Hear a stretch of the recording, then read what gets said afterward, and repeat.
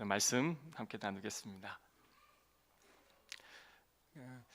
오늘 사도 바울이 오늘 이 본문 가운데 이제 말하고 있는 것은 나를 본받으라 라는 말이에요. 사실 여러분 누군가에게 집사님 나 좀 본받아봐 이렇게 권사님 나 좀 본받아 이렇게 말하기가 사실 쉬운 문제는 아닌 것 같습니다. 자칫 잘못하면 교만해 보일 수도 있고 대체 뭘 본받으라는 거지? 아니 뭐 별로 잘한 것 같지 않는데 뭘 본받으라고 하는 거지? 이렇게 반응을 보일 수도 있기 때문에 사실 나를 본받으라 라는 이 말이 사실은 쉬운 문제가 아닌 거죠. 굉장한 자신감 그리고 용기가 필요한 그런 말이기도 하는 것입니다. 그런데 우리가 알고 있는 사도 바울은 꽤나 겸손한 분이십니다. 왜냐하면 자신은 죄인 중에 괴수고 오직 하나님의 은혜가 아니면 여기까지 올 수 없다라고 고백했던 사람이었기 때문에 그런 그의 입에서 나를 본받으라 라는 조금 교만해 보이기까지 한 이러한 고백에 담긴 그 사도 바울의 속뜻은 과연 무엇이었는가? 그거를 우리가 좀 알아보는 시간을 갖기를 간절히 바랍니다. 사도 바울은 결론부터 말한다면 나를 본받으라 라는 그 말로 이 말씀을 전하는 게 아니라 내가 그리스도를 본받기를 예수고 있으니 그러한 나의 모습을 본받으라. 이것이 바로 오늘 결론의 말씀이에요. 그래서 궁극적으로 자신을 본받으라 라는 말이 아니라 그리스도를 본받으라 라는 말로 우리는 받아야 하는 것입니다. 여러분 우리는 개인적인 영적 관계를 여러분의 일상의 삶을 통해서 하나님과 맺고 있습니다. 가끔 이제 집사님, 권사님 요즘 예배 시간에 잘 뵐 수가 없네요 라고 전화를 하면 목사님 걱정하지 마세요. 저는 집에서 얼마든지 제가 하나님과 개인적인 그런 예배 생활을 하고 있으니 저는 걱정하지 마세요. 이렇게 말씀하신 분들이 간혹가다 있습니다. 정기 예배를 잘 드리고 어떤 몸의 아픔과 어떤 신체적인 한계 때문에 그렇게 말씀하신 분도 있으나 정기적인 예배를 드리지 않고 본인이 예배 생활을 하고 있다라고 말씀하시는 분들의 이야기를 듣다 보면 왠지 좀 한편에 좀 걱정 어린 마음이 드는 것도 사실인 거죠. 개인적인 영적 관계를 통해서 우리가 그리스도를 본받는 것도 있지만 그리스도를 닮고자 하는 자의 그 본을 보며 또 우리도 본받고 싶어 하는 그런 마음이 일어나는 것 또한 사실인 것입니다. 우리는 예배를 통하여 하나님을 바라보고 하나님의 말씀을 통해 우리는 은혜를 받습니다.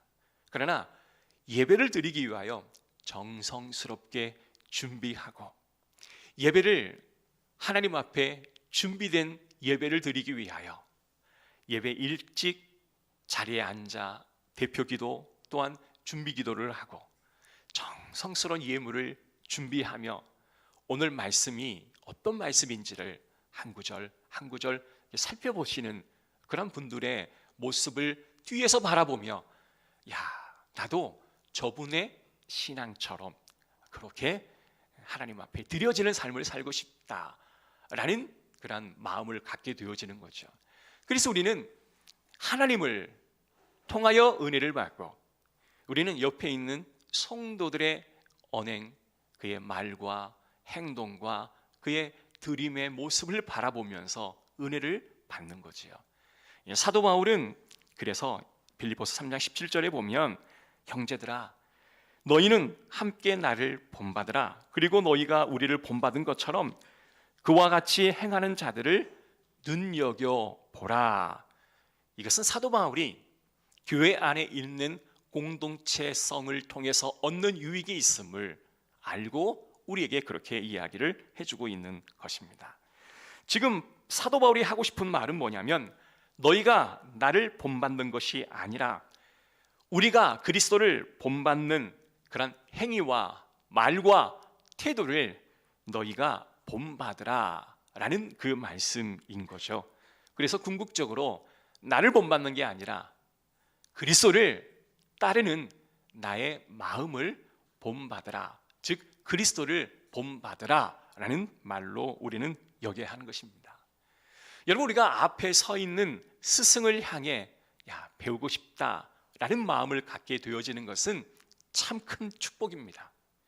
그리고 옆에 있는 동역자를 바라보며 저분은 참 귀하다, 나도 저분의 신앙을 배우고 싶다 라는 마음을 갖게 하는 것도 큰 은혜입니다. 나는 앞에 있는 사람 배울 게 없는 것 같아, 믿음의 동역자를 통해서 나는 배우는 게 하나도 없는 것 같아. 이건 너무나 안타까운 일이겠죠. 굳이 여러분 전자의 고백을 하시기를 주의 이름으로 축복하고, 그런 축복이 저와 여러분 가운데 있기를 주의 이름으로 축복합니다.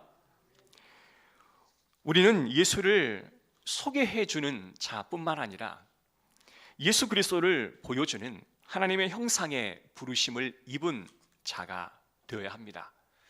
우리는 누구에게 가르치려고 하죠.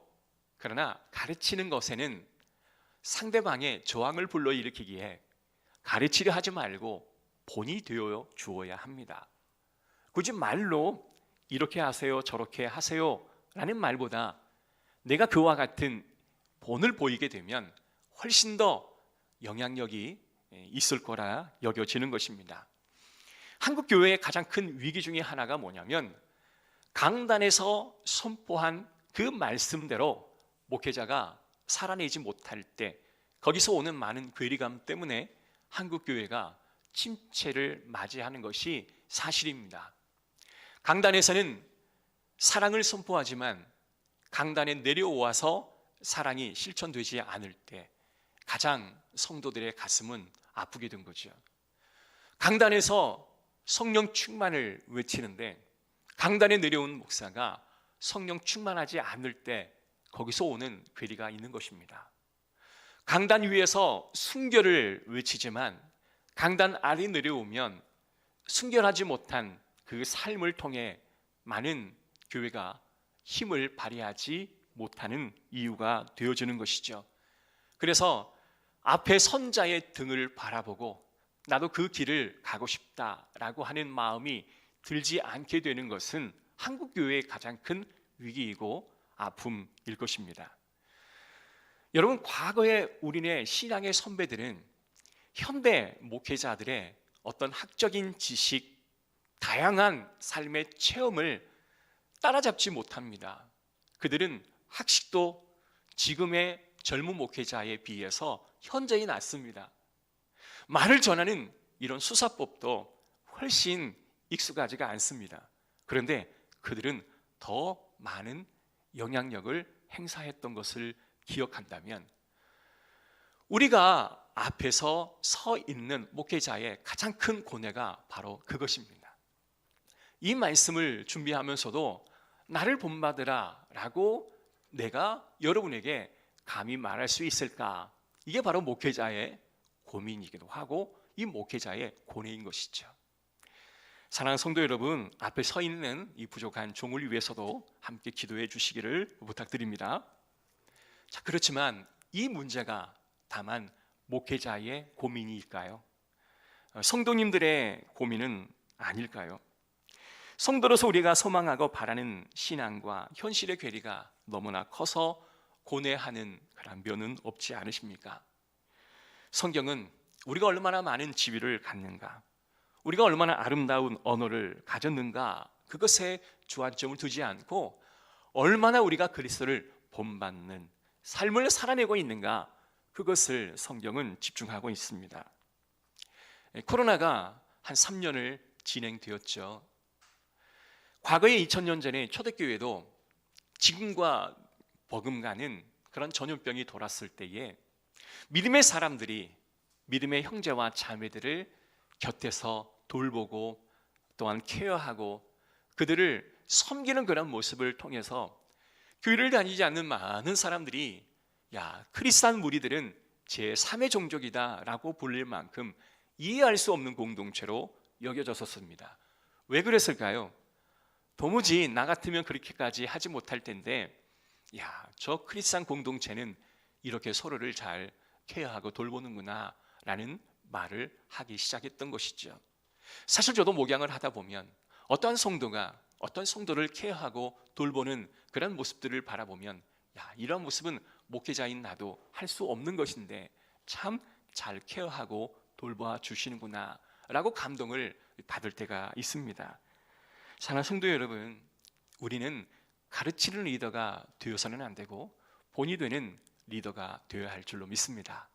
오늘 우리가 사역을 발표함에 있어서 우리 많은 리더 여러분, 가르치려 하지 마시고 본이 되어 주셔서 우리 팀원들 간에, 우리 사역 그룹원들 간에 이와 같은 끈끈한, 뭔가 끊을 수 없는 연결고리가 이어지기를 주의 이름으로 축복합니다. 우리 공동체 안에도 훌륭한 리더, 그 밑에 따르는 많은 구성원들이 공동체를 이루어 아름다운 하나님의 화모니를 이루어내는 믿음의 작은 소그룹들이 얼마나 많은지 모르겠습니다. 이와 같은 일들이 우리 교회에서 더 많아지시기를 주의 이름으로 축복합니다. 자, 그런데 사도 바울이 이와 같이 나를 본받아라 이렇게 말하면서 동시에 눈물을 흘리며 이와 같은 일을 삼가라 라고 호소하고 있는 본문이 이어지고 있습니다. 18절, 내가 여러 번 너희에게 말하였거니와 이제도 눈물을 흘리며 말하노니 여러 사람들이 그리스도의 십자가의 원수로 행하느니라. 교회 밖의 사람들을 이야기하는 게 아니라 교회 안에 있는 사람들의 모습을 통해 이와 같은 자의 모습을 경계하라 라고 이야기하는 것입니다. 어떤 사람은 말과 행동이 궁극적으로 검증할 수 있는 그러한 기준을 우리가 어떻게 삼을 수 있을까? 여러분, 우리가 어떠한 사역을 하고 나서 이 사역을 하나님이 받으셨을까? 아니면 영광 받지 않으셨을까를 다름하는 그 기준이 과연 뭘까? 그건 딱 한 가지입니다. 우리가 사역을 영적으로 시작해서 육적으로 마침을 할 수가 있고, 영적으로 시작해서 영적으로 마감을 할 때가 있는데, 그 기준이 뭐냐면 그리스도의 십자가입니다. 우리가 그 사역을 마감하고 모든 사람들이 바라볼 때 그리스도의 십자가가 그 잔상이 남게 되면 이것은 하나님이 영광을 받으실 사역인 거죠. 그러나 그리스도의 십자가가 흔적이 남아있지 않다면 하나님이 영광을 받지 않으시는 것입니다. 십자가의 길에 역행한다라고 하는 게 뭘까요? 빌립보 3장 19절에 이렇게 말합니다. 그들의 마침은 멸망이요 그들의 신은 패요 그 영광은 그들의 부끄러움에 있고 땅의 일을 생각하는 자라. 그들이 전국에는 멸망의 길로 갈 수밖에 없었던 가장 큰 이유 중에 하나가 뭐냐면 자신의 배를 채우는 것이 그들의 신이다 라고 말하는 거예요. 여러분, 우리는 우리에게 물질을 공급하고 우리에게 먹을 것을 제공하는 자에게 종속되어 있습니다. 그래서 직장에서 내게 월급 주는 자에게 종속이 되어지고 내게 유익을 주는 자에게 우리는 종속당할 수밖에 없는 것이죠. 모든 사람들이 자신의 배를 채우는 것이 그들의 신이다 라고 말하는 이유가 바로 여기에 있는 것입니다. 사도는 3장에 너희는 율법주의자를 삼가라, 그리고 말하는 게 세속주의자들을 삼가라 라고 말하고 있습니다. 이 말이 무슨 말이냐면 교회 공동체 안에 율법주의와 세속주의가 뒤엉켜 믹스된 채 공동체가 어려워지게 된다라고 말하고 있는 거예요. 여러분, 세속주의와 복음은 어때요? 이게 정반대의 것인데 이게 교모이 섞여 있는 상황이다라고 하는 겁니다. 우리가 해야 할 것은 복음은 남기고 이 세속주의는 밀어내는 것이 우리의 역할인 거예요. 그러므로 사도 바울은 우리에게 말하고 있는 거예요. 너희의 시작은 거창하지만 끝도 거창해질 수 있기 위해서 너희는 오직 십자가의 모습을 바라보며 나아가자라고 이야기합니다. 사랑하는 성도 여러분, 저와 여러분의 시작이 거창하고 마지막도 그리스도의 흔적이 남는, 십자가의 흔적이 남는 그러한 사역이 되어지시기를 주의 이름으로 축복합니다. 그래서 올해 몇몇의 사역팀들이 사역 계획을 이야기할 겁니다. 아마 거창한 마음을 가지고 정말 주님께 영광을 올려드릴 마음으로 시작을 할 겁니다. 마무리도 그리스도가 남기를 주의 이름으로 축복합니다. 우리 한 사람 한 사람의 이름이 남는 게 아니라 그리스도의 십자가가 남는 그런 부서의 사역이 되었으면 좋겠습니다. 자, 그러하기 위해서 사도 바울은 우리에게 몇 가지를 당부하고 있습니다. 짧게 제가 세 가지를 이야기할게요. 첫 번째는 너희는 하늘의 시민권을 둔 자로 살아라 라고 말합니다. 여러분, 우리는 이 땅에 살기에 이 땅의 호적을 품고 시민으로 살고 있지만 너희 이 세상에 살지만 하늘의 시민권자를 둔 사람으로 살아라 라는 말이에요. 이 말은 나의 모든 주권이 바로 하나님 나라에 있음을 알고 너의 소속이 이 땅이 아니라 저 하늘에 있음을 알라라는 겁니다. 여러분, 우리의 나아가야 할 길이 저 하늘에 있다고 한다면 이 땅은 나그네 삶 아니겠습니까? 예수님께서 전도자를 파송할 때 절대로 많은 짐을 갖지 못하게 하셨습니다. 그것은 내가 너에게 공급할 것을 너는 신뢰하라. 그리고 전도자는 짐을 가볍게 해야 한다라고 말합니다. 여러분, 무엇인가 사서 쟁겨놓기를 좋아하시는 것보다 무언가 주님이 가라 명하실 때 그거 놔두고 아니면 누구인가 잠시 그것을 드리고 가볍게 떠날 수 있는 그런 심플함을 우리 마음 가운데 소유하기를 주의 이름으로 축복합니다. 제가 신혼 때는요, 뭘 하나씩 사서 집에다가 놔두는 게 그렇게 재밌더라고요.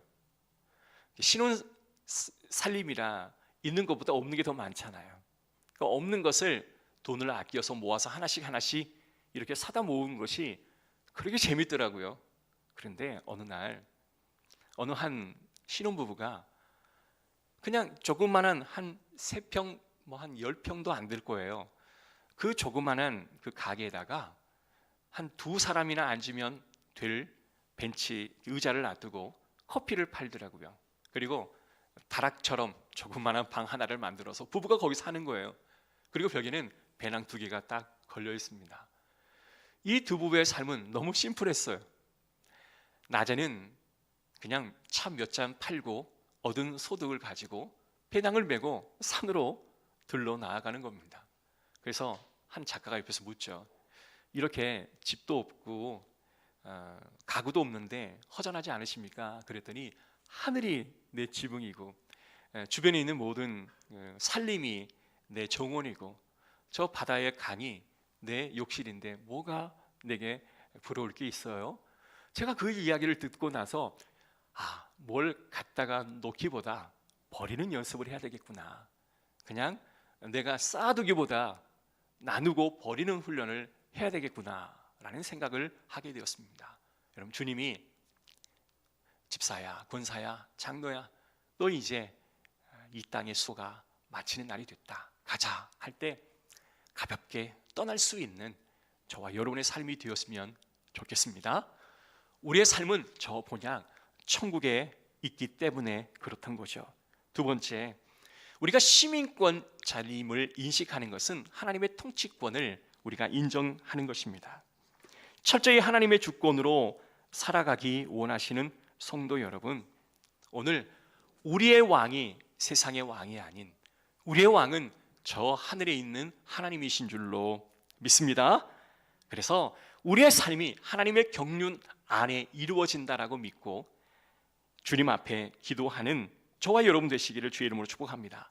세 번째는요, 시민권자라고 느끼는 자에게 주어주시는 하나님의 특권이 있어요.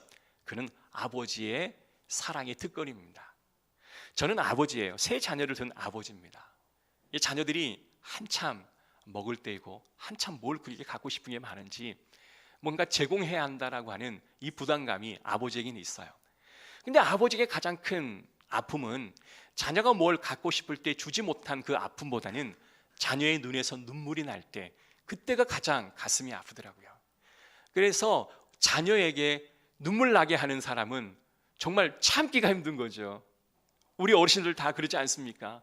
우리 자식을 눈물 나게 하는 사람을 우리는 용서할 수가 없는 것처럼 우리 하나님도 저와 여러분이 하나님의 자녀가 아니겠습니까? 사단이 저와 여러분을 자꾸 괴롭히고 힘들게 하고 아프게 할 때 그것은 하나님을 대항하는 거예요. 그래서 내가 만약에 사단이라면 저와 여러분을 건들지 않을 거예요. 왜냐하면 하나님과의 전쟁을 시도하는 것이기 때문에 그렇습니다. 사랑하는 성도 여러분, 우리는 하늘의 시민권자이고 하나님의 통치를 받는 백성이기에 그 아버지의 권세를 우리에게 주시고 그 사랑의 권세를 부어주시는 줄로 믿으시기를 주의 이름으로 축복합니다. 그래서 우리는 생존을 위해 나에게 돈을 주는 자에게 머리를 조아리기보다 하나님 앞에 머리를 숙이며 그의 통치권을 인정하는 그러한 모습들. 그런데 사도 바울은 나의 소속이 하나님 나라에 있고 하나님의 통치를 받고 하나님이 나를 보호해 주시고 하나님 나의 모든 것을 채워주시고 나의 먹을 것을 입을 것을 제공해 주신다라고 하는 믿음이 있었습니다.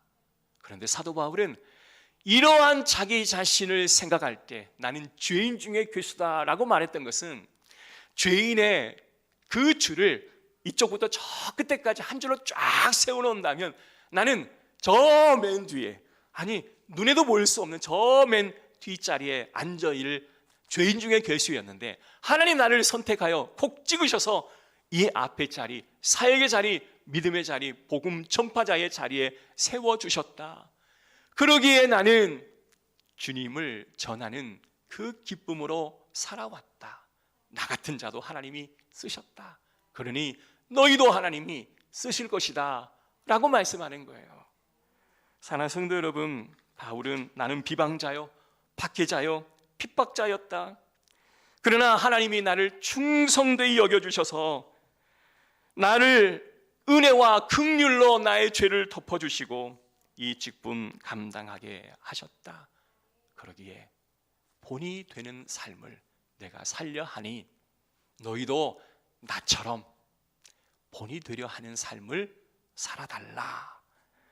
이것이 바로 사도 바울이 나를 본받으라 라는 말씀 안에 담겨있는 의미인 것입니다.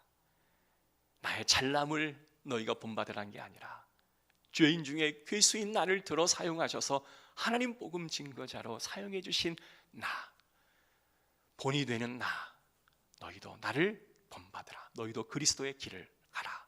오늘 사역 발표하는 우리 많은 리더자들의 말씀을 들으시고 저와 여러분도 그 길을 흠모하고 따라가겠습니다 라는 그러한 부르심이 있기를 주의 이름으로 축복합니다. 기도하겠습니다. 하나님,